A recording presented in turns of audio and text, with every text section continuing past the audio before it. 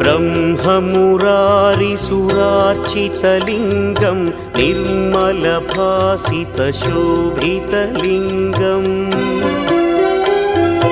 जन्मजदुःखविनाशकलिङ्गं तत्प्रणमामि सदा शिवलिङ्गम्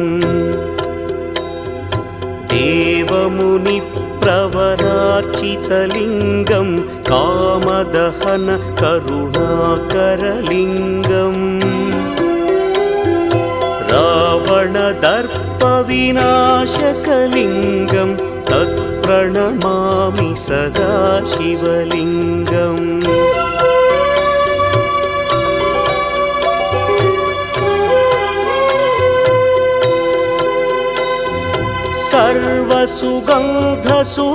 सर्वसुगन्धसुलेपितलिङ्गं